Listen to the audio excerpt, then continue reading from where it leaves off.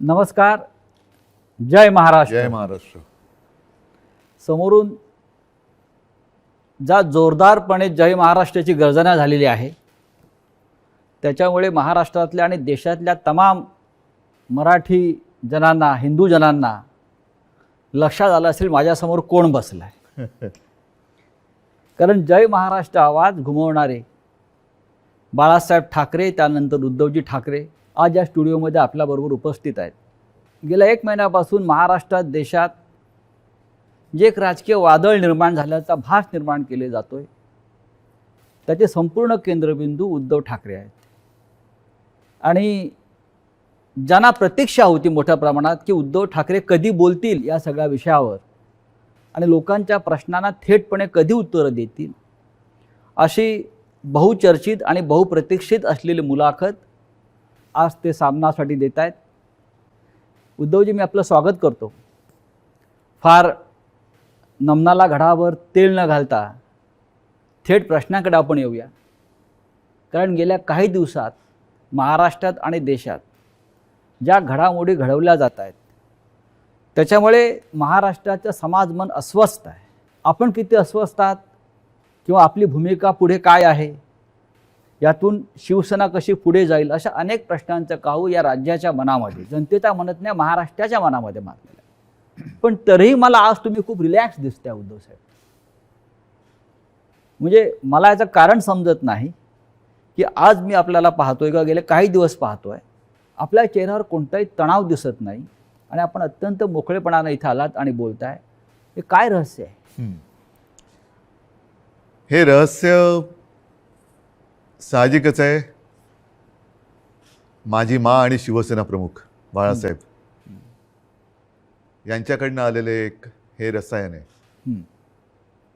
माँ म्हटल्यानंतर शांत, सौम्य, संयम, आणि साहजिकच आहे बाळासाहेब म्हटल्यानंतर वर्णन करण्याची आवश्यकता नाही आहे.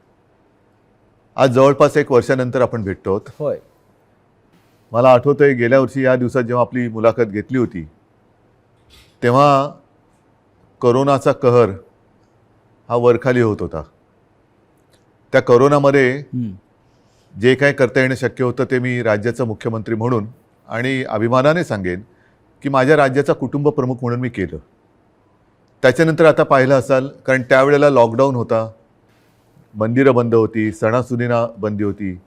पण यावर्षी आपण पहिली पंढरपूरच्या वारी, तिला परवानगी दिली म्हणण्यापेक्षा तिच्यामध्ये कोणताही अडथळा येऊ दिला नाही आणि जल्लोषात ती पार पाडली.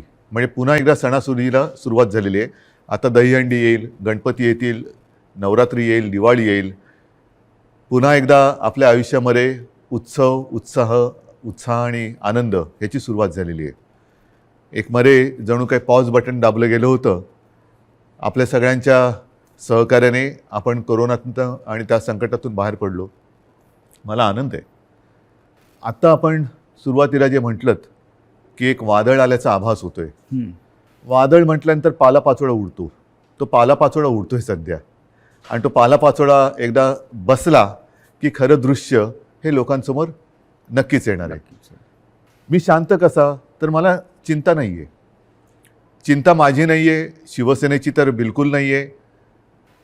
हां, थोडीफार जी आहे ती नक्कीच मराठी माणसांची आणि हिंदूंची आहेच, हिंदुत्वाची आहे. ह्याचं कारण हिंदू द्वेष्टे हे आपल्या घरातच आहेत.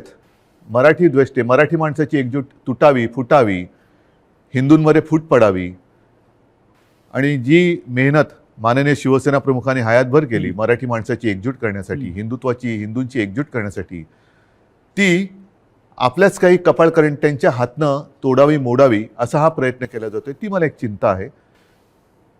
आणि म्हणून मी जे म्हटलं की हा पालापाचोळा सध्या उडतोय, कोण कुठे, हा इकडनं पालापाचोळा तिकडे जातोय, पुन्हा इकडे येतोय. ही जी गळणं गरजेची होती ती पानं ही उडतात.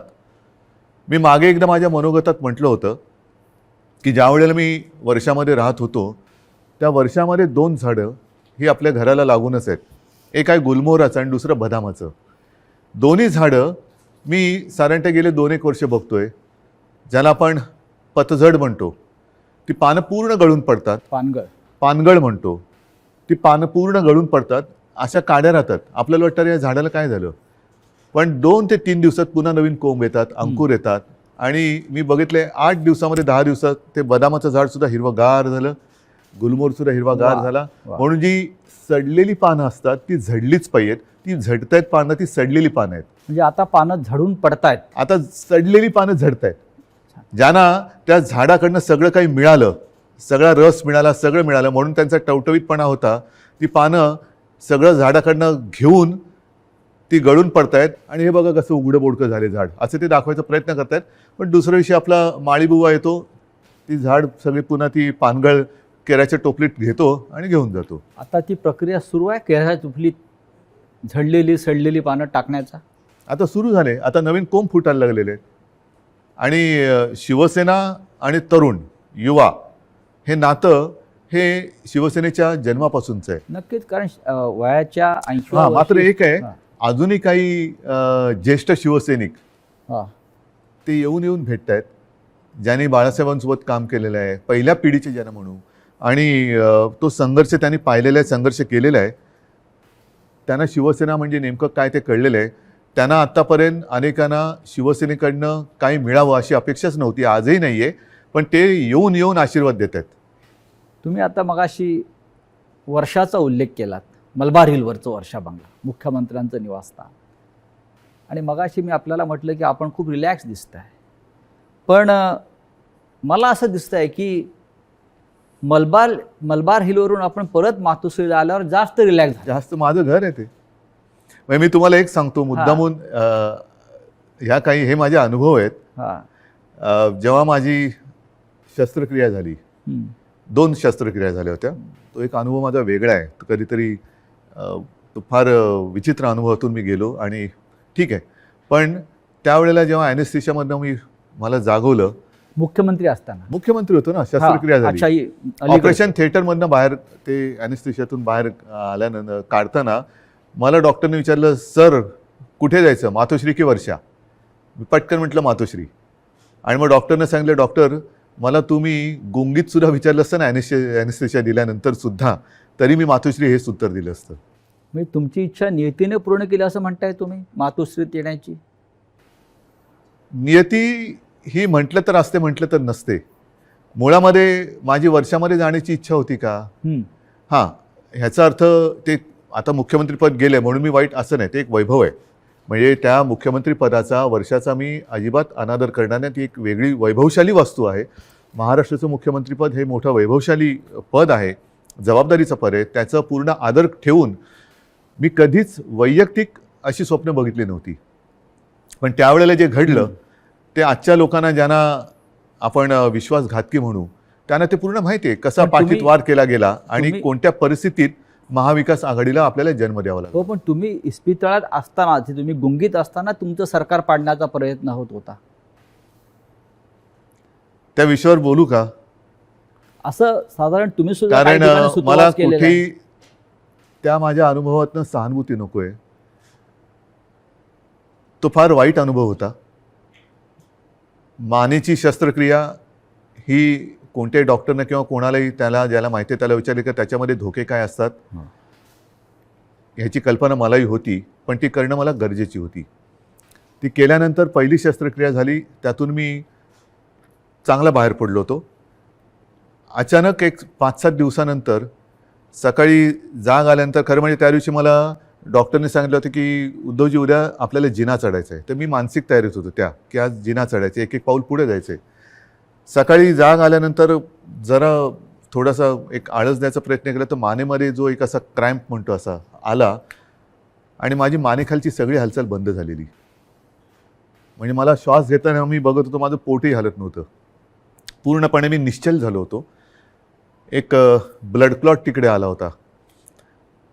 सुदैवाने डॉक्टर वगैरे सगळे जागेवर होते आणि ज्याला तो गोल्डन आवर म्हणतात, त्या गोल्डन आवरमध्ये ते ऑपरेशन झालं. म्हणून मी तुमच्यासमोर आज उभा आहे. त्या काळामध्ये माझ्या कानावर येत होतं, माझे हातपाय हलत नव्हते, बोटं हलत नव्हती. सगळ्यात टेन्शन मला होतं की समजा कुठे काय डास चावला, मुंगी चावलं तर खाजवायचं कसं. म्हणजे हा एक वेगळा विचित्र भाग होता. पण त्या काळात माझ्या कानावर येत होतं की काही जण मी बरा व्हावा म्हणून देवावरती अभिषेक करत होते. आणि काही जण मी असाच राहावा म्हणून देव पाण्यात बुडून बसले होते. देव पाण्यात बुडून बसलेले लोक आता पक्ष बुडवायला निघालेत. आणि तेव्हा हे पसरवलं जात होतं की हा काय आता उभा नाही राहत, आपलं काय होणार, तुझं काय होणार. म्हणजे ज्या काळामध्ये आपल्या पक्षाला सावरण्याची वेळ होती, आपला मी पक्षप्रमुख, कुटुंबप्रमुख, शस्त्रक्रिया झाल्यानंतर माझी हालचाल होत नव्हती, त्या काळामध्ये ह्यांच्या हालचाली जोरात होत होत्या. हे नाही म्हटलं तरी एक मला वेदनादायी एक सत्य हे आयुष्यभर माझ्यासोबत राहणार की जेव्हा, आणि मी तुम्हाला जबाबदारी दिली होती पक्ष सांभाळायची, नंबर 2चं पद होतं, पक्ष सांभाळायला म्हणून पूर्ण विश्वास दिला होता. तो विश्वासघात तुम्ही, मी हॉस्पिटलमध्ये असताना, म्हणजे माझी हालचाल बंद होती तेव्हा तुमची हालचाल जोरात होती, आणि ती सुद्धा पक्षाच्या विरोधात. शिवसेनेच्या विरोधात किंवा शिवसेनेच्या बाबतीमध्ये हे विश्वासघाताचं राजकारण वारंवार का होतं? ह्याचं कारण शेवटी आम्ही पक्ष हा प्रोफेशनली नाही चालवत असं मी म्हणेन. तुम्ही सुद्धा गेले अनेक वर्ष शिवसेना अनुभवतात, शिवसैनिकच आहात तुम्ही, पण एक परिवार म्हणून आपण बघत आलेलो आहे. बाळासाहेबांनी आम्हाला तेच शिकवलं, महाने तेच शिकवलं की एकदा आपलं म्हटल्यानंतर आपलं, त्याच्यावरती कदाचित जो राजकारणामधला गुन्हा किंवा चूक असेल ती आमच्याकडनं वारंवार होते, ती म्हणजे एखाद्यावरती विश्वास टाकला म्हणजे आम्ही त्याच्यावर अंधविश्वास टाकतो. पूर्ण जबाबदारी, मग त्याला ताकद देणं असेल, शक्ती देणं असेल. म्हणजे 2014 साली जे आत्ता आम्ही हिंदुत्व सोडलंय म्हणून आवई उठवत आहेत, मारतायत, बोंब मारतायत, त्यांना मला हाच प्रश्न विचारायचा आहे की 2014 साली भाजपाने युती तोडली होती तेव्हा आपण काय सोडलं होतं? काहीच सोडलं नव्हतं. आजही नाही सोडलेलं हिंदुत्व.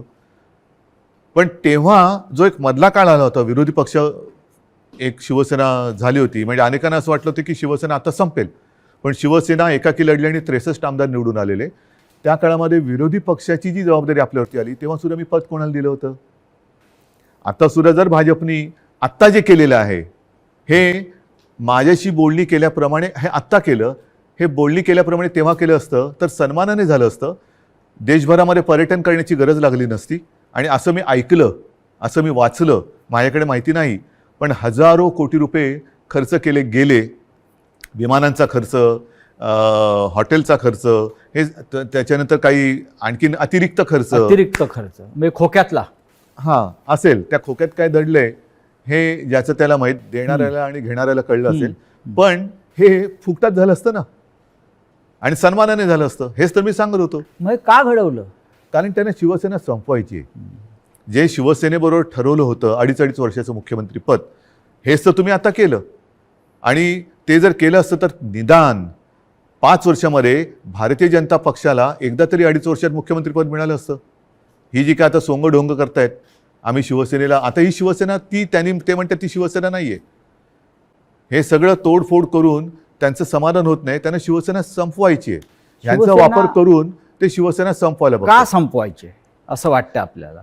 आतापर्यंत गेल्या 56 वर्षात शिवसेना संपवण्याचे प्रयत्न अनेक अनेक अनेक आणि प्रत्येक वेळेला शिवसेना अधिक जोमाने आणि तेजाने उभी राहिलेली आहे. आता सुद्धा त्यांना हिंदुत्वामध्ये भागीदार नको असेल, पण माझं नेहमी असंच म्हणणं आहे की शिवसेना प्रमुखांनी हिंदुत्वासाठी राजकारण केलं, कारण हिंदुत्व मजबूत व्हायला. हे जे करतायत ते राजकारणासाठी हिंदुत्व वापरतायत. हा आमच्या आणि त्यांच्या हिंदुत्वातला फरक, जे विचारतात ना तुमचं आणि भाजपचं हिंदुत्वामध्ये फरक काय, तो हा आहे. शिवसेनेचं राजकारण हे आम्ही हिंदुत्व मजबूत होण्यासाठी केलं, पण यांचं राजकारण मजबूत होण्यासाठी आणि हिंदुत्वाचा आश्रय घेतला. मुख्यमंत्रीपद स्वीकारल्यामुळे महाविकास आघाडी हिंदुत्व संकटात आलं, हिंदुत्व म्हणजे काय झालं अशी जी एक आवई उठवली जाते. हो, म्हणजे काय, मला एक प्रसंग असा सांगा किंवा एक माझ्या हातनं घडलेली गोष्ट किंवा निर्णय माझा मुख्यमंत्री पदावरती असतानाचा दाखवा की ज्याच्यामुळे हिंदुत्व धोक्यात आलं. एक निर्णय दाखवा. तर तुम्ही तेव्हा अयोध्येला आत्ता सुद्धा गेला होतात. अयोध्येमध्ये महाराष्ट्र भवन आपण उभं करतो, बरोबर आहे. हे हिंदुत्वाला सोडून आहे की नाही? तुम्ही ठरवा. अयोध्येत महाराष्ट्र भवन, बरोबर आहे.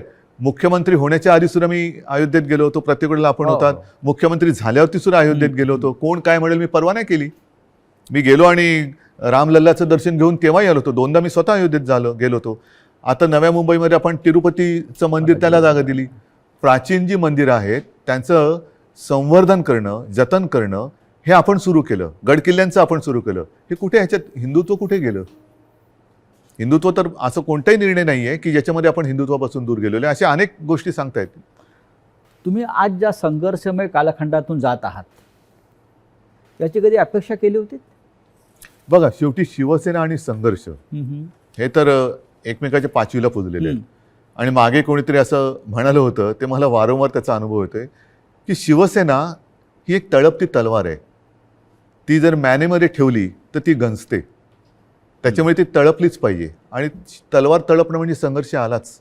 अर्थात याचा अर्थ अर्थार्थी कोणी घेऊ नये की तलवारीने वार कराबिरा, असं नाही माझं म्हणणं. ही एक उपमा आहे. आणि त्याच्यामुळे संघर्षासाठीच तर शिवसेना जन्माला आली. त्यावेळेला मराठी माणसासाठी, भूमिपुत्राच्या न्याय हक्कासाठी शिवसेनेचा जन्म झाला. त्याच्यानंतर हिंदुत्वासाठी शिवसेना लढली. मग ते 92-93 साल असेल किंवा कधी असेल. त्याच्यामुळे शिवसेना आणि संघर्ष, जिथे अन्याय तिथे वार, हे शिवसेनेचं ब्रीदवाक्य आहे.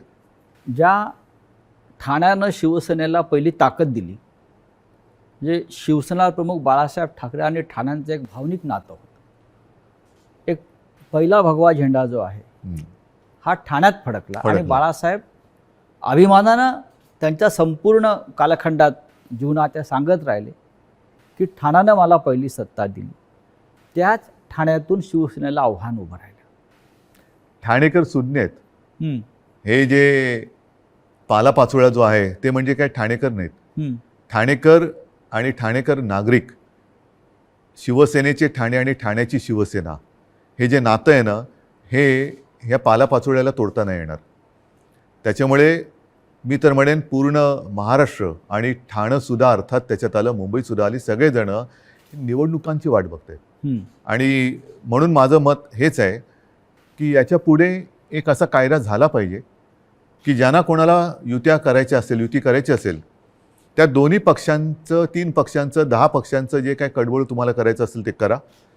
मात्र तुमच्यामध्ये करार मदार काय झालेला आहे तो जनतेसमोर ठेवा. जागा वाटप किती होणार आहे, कोणत्या ध्येयावरती, धोरणावरती तुम्ही युती करणार आहात, काय पुढे करणार आहात, हे करा. म्हणजे काय झालं असतं, एक तर जे माझं आणि भारतीय जनता पक्षाचं ठरलं होतं ते जे आता आधी नाकारून आता त्यांनी ते केलं, हे आधी जनतेसमोर उघडपणाने आलं असतं. दुसरी गोष्ट, निवडणुकीनंतर जे काय त्यामुळे मला करावं लागलं, महाविकास आघाडीचा जन्म नसता झाला. तो महाविकास आघाडीचा जन्म आम्ही दिला तेव्हासुद्धा तुम्ही बघितलं की आम्ही शपथ जी मी घेतली ती शिवतीर्थावरती घेतली. छत्रपती शिवाजी महाराजांच्या पुतळ्याच्या आणि बाळासाहेबांचं स्मारक आहे तिकडे, त्या साक्षीने घेतली. हजारो लाखो लोक आणि शिवतीर्थ हे भगवं पूर्ण फुलून गेलं होतं, ओसांडून वाहत होतं पूर्ण. म्हणजे जर लोक नाराज असतील तर तिकडे कोणी आलं नसतं. पण तरी देखील माझं मत असं आहे की आता निवडणुका घ्या. जर आम्ही महाविकास आघाडी स्थापन करून चूक केली असेल तर लोक आम्हाला घरी बसवतील. आणि जर भारतीय जनता पक्षाने माझं, कारण शेवटी जनता मला ओळखते, नाही म्हटलं तरी आता आमची 6वी पिढी ही महाराष्ट्राच्या जनतेसाठी काम करते. 6वी पिढी, त्याच्या आधीच्या पिढ्यासुद्धा होत्या. पण एक तर लोक त्यांना घरी बसवतील, त्यांनी चूक केली असेल तर, जो करार त्यांनी आमच्याशी केला होता तो तोडला म्हणून, नाहीतर आम्ही पाप केलं म्हणून आम्हाला घरी बसवतील. होऊ द्या जनतेच्या कोर्टात फैसला, माझी तयारी आहे. पण या सगळ्या कालखंडामध्ये कधी नव्हे तो एक अघोरी प्रकार होतो आहे जो महाराष्ट्रात कधीच झाला नव्हता. तो म्हणजे कोणीतरी संपूर्ण शिवसेना हायजॅक करण्याचा प्रयत्न करत आहे. कारण त्यांना पर्याय नाही आहे. कारण नीट लक्षात घ्या, हा महत्त्वाचा प्रश्न आहे, एक बारकाव लक्षात घ्या. जे काय थोडंफार कायद्याचं ज्ञान मी लोकांशी बोलून, कायदेतज्ञांशी बोलून समजून घेण्याचा प्रयत्न केलेला आहे, त्यातून सांगतो की पूर्वी 2/3 ही सदस्य संख्या झाली का वेगळा गट स्थापन करता येऊ शकत होता. आता तो कायदा गेला. आता हे जे बाजूला झाले ते भले 2/3 असतील किंवा आणखीन काहीतरी असतील, त्यांना वेगळा गट स्थापन करता येत नाही. हे कायदेतज्ञांनी सांगितलेलं आहे. मी कायदा लिहिलेला नाही, मी कायदा वाचलेला नाही. मी घटनातज्ञांनी ज्यांनी त्याचा अभ्यास केला त्यांनी सांगितलेली मतं ऐकून आणि त्यांच्याशी बोलून सांगतोय. म्हणजेच काय की ह्या गटाला कुठल्या ना कुठल्या तरी पक्षामध्ये विसर्जित किंवा सामील व्हावं लागेल ह्या गटाला. मग त्यांच्यासमोर पर्याय काय आहेत? एक तर भाजपात जावं लागेल, नाहीतर दुसरे सपा आहेत, MIM वगैरे असे जे काही छोटे छोटे पक्ष आहेत त्यांच्यात जावं लागेल. आणि हे जर का कुठल्या पक्षात गेले तर भारतीय जनता पक्षाचा ह्यांना जो उपयोग करून घ्यायचा आहे तो उपयोग संपेल. कारण त्यांची ओळख त्यांना ती द्यावी लागेल की आता आम्ही भाजपात गेलो, आता आम्ही समाजवादीत गेलो, आता आम्ही बच्चू कडूंच्या पक्षात गेलो. तर म्हणून ते एक भ्रम निर्माण करतायत की आम्ही म्हणजेच शिवसेना. जे मधल्या काळामध्ये एक क्लिप फिरली बघा, असं माझ्या काळात कधी झालं नव्हतं. माझ्या बाजूला उपमुख्यमंत्री अजितदादा पवार बसायचे, पण त्यांनी कधी माझा माईक नव्हता खेचला. काही वेळेला त्यांना अधिक त्यांच्याकडे माहिती असायची अर्थसंकल्प किंवा काय, तर मी त्यांना सांगायचो की दादा तुम्ही उत्तर द्या, कारण माझ्याकडनं कोणी माईक नाही खेचला. माईक कारण खेचणं तुम्ही ठाकरे आहात. तो तर भाग झालाच, पण एक आमच्या महाविकास आघाडीमध्ये एक समन्वय. सभ्यता होती, सभ्यता होती. आणि समन्वय होता. असो, त्याच्यावरती नंतर बोलायचं तर मी बोलेन. पण त्याच्यामध्ये जे उपमुख्यमंत्री बोलले की हे म्हणजेच शिवसेना, म्हणजेच त्यांचा डाव असा आहे की शिवसैनिकांमध्येच लढाई लावायची, शिवसेना खतम करायची. एकदा का काम संपलं की पालापाचोळा तुम्ही जे मगाशी म्हणालात तो टोपलीत भरला की नेऊन टाकायचा. पण त्यांचं अशी योजना होती की बाळासाहेब ठाकरेंनंतर ही शिवसेना परत खतम करायचीच त्यांचं स्वप्न होतं. पण बाळासाहेबांनंतर तुम्ही शिवसेना उभी केली. त्यांच्या पोटात तेच दुखतंय. त्यांना शिवसेना आणि ठाकरे वेगळे करायचे, जसं गांधी आणि काँग्रेस वेगळी गांधी आणि करायची. काँग्रेस. आणि त्यांच्यात एक तुम्ही बघा, मला टीकात्मक केवळ बोलायचं म्हणून मी बोलत नाही, पण दुसरे जे आता सरदार वल्लभभाई पटेल, सुभाष बाबू, तसं बाळासाहेब, हे स्वतःचेच म्हणून आता लोकांसमोर आणायचं. म्हणजे आपल्याकडनं काही आदर्श निर्माण नाही झाला तर दुसऱ्यांचे जसं पक्ष फोडतायत तसं आदर्श फोडायचे, आदर्श म्हणजे पळवायचे, आदर्श आमदारांप्रमाणे फोडायचे म्हणा किंवा पळवायचे म्हणा, पळवायचे. आणि मग ते आपलेच म्हणून लोकांसमोर जायचं. तसं त्यांचं चाललंय की बाळासाहेबांना त्यांनी मान सन्मान तर दिलाच पाहिजे, नाही तर लोक जोडे मारतील, लोक ठेवणार नाहीत त्यांना जागेवर. कोणी असला आणि तो बाळासाहेबांच्या विरोधात काही बोलला तर लोक हाणतीलच जोडा त्याच्या. तर म्हणून त्यांना बाळासाहेब पाहिजेत, पण आता ठाकरे आणि शिवसेना हे नातं तोडायचं आहे. माझं आव्हान आहे की ठाकरे आणि शिवसेना नातं तोडून दाखवा. मात्र ते करताना माझ्या वडिलांचे फोटो लावून मतं मागू नका. प्रत्येकाला आईवडील असतात आणि त्यांच्याबद्दल मला आदर आहे. मला माझ्या आईवडिलांबद्दल आदर आहे, तसं प्रत्येकानं प्रत्येकाच्या आईवडिलांबद्दल आदर असायला पाहिजे. आता गेल्या आठवड्यात गुरुपौर्णिमा झाली. मी माझ्या वडिलांना, आजोबांना गुरु मानतो. प्रत्येकाने पितृदेव भव, मातृदेव भव, देव मानलं पाहिजे. स्वतःच्या आईवडिलांचे फोटो लावावेत आणि मतं मागावीत. जर आज माझ्या दुर्दैवाने माझे आईवडील माझ्यासोबत असे नाही आहेत, पण ते नेहमी मी माझ्यामध्ये आहे असं मानतो, पण ज्यांची आई आणि वडील हे सुदैवाने त्यांच्यात आहेत, तर मी म्हणेन असा आशीर्वाद पुन्हा दुसरा मिळू शकत नाही. त्यांना घेऊन सभा घ्याव्या, भाषणं करावीत आणि मतं घ्यावीत. माझे वडील काय चोरताय? माझे वडील काय? म्हणजेच काय की तुमच्यात कर्तृत्व नाही आहे, तुमच्यात हिंमत नाही आहे, तुम्ही मर्द नाही आहात, तुम्ही विश्वासघातकी आहात. आणि लोकांचा, माझा तर केलाच, लोकांचा विश्वासघात करताना बाळासाहेबांच्यावरनं संभ्रम कशाला करतायत? तुमच्यात तुमचा मर्दाचा चेहरा घ्या आणि जा पुढे आणि मागा मतं. नाही, पण निवडणूक आयोगापुढे आता एक नवीन खटला उभा राहतो आहे. तो म्हणजे धनुष्यबाण कोणाचं चिन्ह, जे शिवसेनेचं जे लोकांपर्यंत पोहोचलं. बघा, मला अजूनही देशाच्या घटनेवरती भरोसा आहे, कायद्यावरती भरोसा आहे. चोरीमारी सगळीकडे चालते असं माझं मत नाही आहे तेवढा. कारण मी जे म्हटलं ना की सत्यमेव जयते, नाहीतर हे तुम्हाला वाक्य पुसावं लागेल आणि मग दोन वाक्य करावं लागेल एकाची. एक तर म्हणजे असत्यमेव जयते आणि दुसरं वाक्य सत्तामेव जयते. त्याच्यामुळे सत्तामेव जयते पुढे तुम्ही असत्य घेऊन जर का करणार असाल तर ते काही लोक खपून नाही घेणार. आज वेळ अशी आणलेली आहे, हे दुर्दैव आहे महाराष्ट्राचं म्हणतो, की ठाकरेंना पुरावे द्यावे लागतात शिवसेना खरी किंवा खोटी. नाही, लोक वाट बघतायत निवडणुकांची. म्हणजे आम्हाला पुरावा द्यायची गरज नाही. लोक म्हणतात की आम्हाला निवडणुका येऊ दे, ध्यानच पुरून टाकतो. बरं, जनताच पुरावा देईल, जनताच त्यांना पुरून टाकेल राजकारणामध्ये. आज जी फूट दिसते शिवसेनेत, अशा प्रकारची फूट याआधी राणे भुजबळांनाही पाडता आली नव्हती. असं का घडलं? ज्यांना मी अधिकार दिले होते, ज्यांना मी म्हणजे त्यावेळेला लोक माझ्या तोंडावर नव्हती बोलत, पण मला कुजबूज आहे की अरे काय मुख्यमंत्री, नगरविकास खातं मुख्यमंत्र्याकडे असायला पाहिजे. मलईदार खातं आहे म्हणतात. मला मलाई विलई खाण्यासाठी मी गेलो नव्हतो. मी माझ्याकडे जी खाती ठेवली होती ती एक GAD, ज्याला सामान्य प्रशासन म्हणतात, न्याय व विधी. IT मध्ये मला खरंच काहीतरी एक तंत्रज्ञानाचा उपयोग सगळ्या खात्यांसाठी काहीतरी करता येईल का, हा एक माझा विषय होता. राजीव गांधींनी एक क्रांती केली होती, तसा एक विषय होता. आणि त्याच्यानंतर काही काळ एका दुसऱ्या मंत्र्यांनी दिवे लावले म्हणून त्यांचं खातं माझ्याकडे थोडे दिवस मला ठेवावं लागलं होतं. नक्की काय चुकलं असं वाटतं? चूक माझी आहे आणि ती मी पहिल्याच माझ्या फेसबुक लाईव्हमध्ये कबूल केलेली आहे. गुन्हा माझा आहे, तो म्हणजे मी यांना परिवारातले समजून यांच्यावरती अंधविश्वास ठेवला. तुमचं मुख्यमंत्री होणं चुकलं? मला दोन गोष्टी आहेत.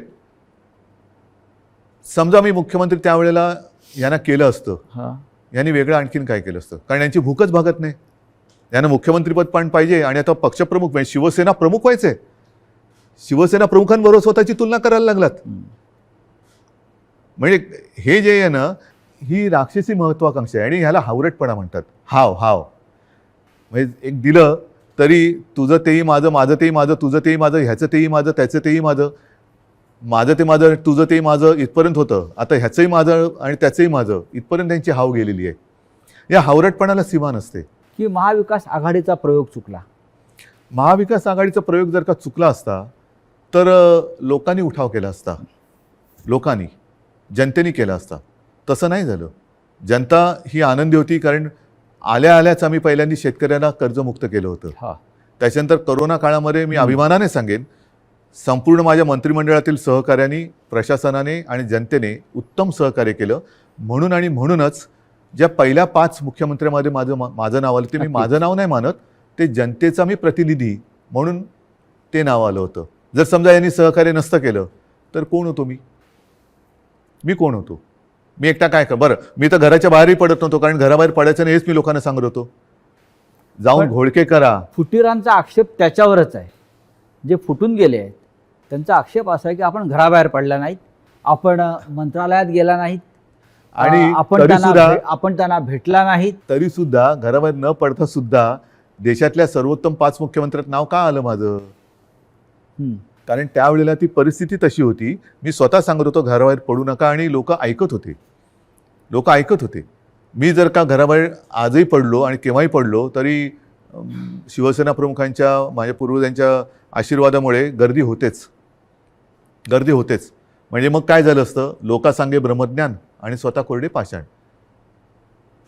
म्हणजे ती काळाची गरज होती. पण त्याच काळात मी पुन्हा एकदा सांगतो, सुरुवातीच्या काळामध्ये जेव्हा करोना आपल्याकडे त्याचा शिरकाव झाला हे कळलं, तेव्हा साधारणतः 7,500 ते 8,000 रुग्णशय्या आपल्या राज्यात पूर्ण मिळून होत्या. त्याच्यात ऑक्सिजन बेड्स आले, व्हेंटिलेटर्स आले, कॉमन जे रुग्ण असतात ज्यांना साधारणतः एक थोडी ट्रीटमेंट देऊन घरी जाऊ शकतात, ऑपरेशन नंतरचे असतील, त्याच्यानंतर डायलिसिस असतील. पहिल्या लाटेत आपण ते साधारणतः 8,000 जर का धरले तर ते 3.5 लाखावरती नेले होते. हे घर बसल्या. हॉस्पिटलमध्ये बेड्स नव्हते, रुग्णवाहिका नव्हत्या. कोणी कशा केल्या त्या? कोरोनाच्या टेस्टसाठी आपल्या राज्यात फक्त 2 प्रयोगशाळा होत्या. एक कस्तुरबामध्ये, दुसरं NIV एक पुणे. त्या आपण 600च्या वर केल्या घरी बसून. पण त्याच्याविषयी 50 आमदारांना कौतुक नाही आहे. त्यांना तुम्ही निधी दिलेला नाही म्हणतायत आणि तुम्ही हिंदुत्व सोडलं असं म्हणतायत. त्याच्यामुळे ते सोडून गेले. तुम्ही महाराष्ट्रासाठी जे काय केलेलं आहे, करोनाच्या संकटातून राज्याला वाचवलेलं आहे, लोकांना जीवदान दिलेलं आहे. महाराष्ट्रामध्ये नद्यातून प्रेतं वाहून तुम्ही दिली नाहीत. त्याचं त्यांना शल्य असेल की असं नाही झालं, हे चुकीचं झालं असं त्यांच्या मते असेल. आणि महाराष्ट्राच्या जनतेला हा मुख्यमंत्री आपल्या कुटुंबातला घटक वाटत होता, आपला परिवारातला भाऊ, मुलगा. त्याच्यामुळे मला ह्या विश्वासघातकांना माझ्याबद्दल काय वाटतं ह्याची चिंता नाही आहे. मला माझ्या महाराष्ट्रातल्या जनतेला मी त्यांच्या कुटुंबातला वाटतो. ह्याच्यात असं भाग्य हे फार क्वचित कोणाच्या नशिबी येतं. ते मला नाही वाटत ह्यांच्या नशिबी आलं असेल, कारण ह्यांच्या डोक्यावरती जरी काही पदं आता मिळाली, कारण अजूनही हम तुम एक कमरे में बंद असं यांचं मंत्रिमंडळ आहे, त्याच्यामुळे त्याचा विस्तार कधी होणार आहे माहिती नाही. पण हे मंत्री जरी किती झाले तरी कपाळावरती जो विश्वासघाताचा शिक्का बसलाय तो नाही पुसता येणार. तुम्हाला असं वाटत नाही का की जे तुम्हाला सोडून गेलेले आहेत मोठ्या प्रमाणात त्यांनाच तुम्ही सर्वाधिक दिलेलं आहे, आणि ज्यांना मिळालं नाही किंवा ज्यांना कमीत मिळालं ते आपल्या बरोबर राहिले? मला हेच म्हणायचं, ही शिवसेनेची ताकद आहे. शिवसेनेची ताकद काय आहे की सामान्यांना बाळासाहेबांनी असामान्यत्व दिलं. आता पुन्हा एकदा या सामान्यातून असामान्य लोक घडवण्याची वेळ आलेली आहे. आणि म्हणून मी माझ्या तमाम शिवसैनिकांना आणि माझ्या माता भगिनींना, बांधवांना विनंती करतो की चला परत उठा, आता पुन्हा एकदा सामान्यांना असामान्य बनवूया. कारण हे सारी लोक होती आणि ह्यांना ती चूक, मी पुन्हा तेच म्हणेन की ही चूक माझी आहे की त्यांना ताकद दिली. पण त्या ताकदीने ते उलटा वार नुसता नाही केला, तर राजकारणामध्ये ज्या आईने जन्म दिला त्या आईला गिळायला निघालेली अवलाद आहे. नुसतं आईवरती वार करणारे आपण म्हणत होतो तशी नाही आहे ही. राजकारणात ज्याने यांना जन्म दिला त्या आईला म्हणजे शिवसेनेला गिळायला निघालेली अवलाद आहे. ज्या पण तेवढी ताकद हो. त्यांच्यामध्ये नाहीये, कारण शेवटी आई ही आई असते. नक्कीच. तुम्ही आईचा उल्लेख केला.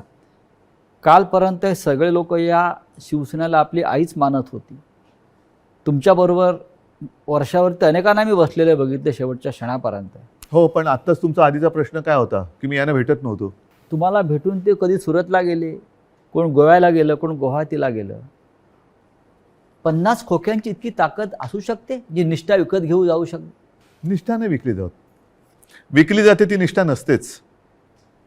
निष्ठा ही म्हणजे विकली जाऊ महाराष्ट्रात शकत पण नाही. महाराष्ट्रात पण झाडं आहे, डोंगर आहे, हॉटेल आहे. किती सुंदर आहे महाराष्ट्र. महाराष्ट्र तर फार म्हणजे ग्रामीण भागातल्या आमदारांना महाराष्ट्राच्या निसर्गाची भुरळ पडत नाही आणि गुवाहाटीच्या निसर्गाची भुरळ हो. पडते.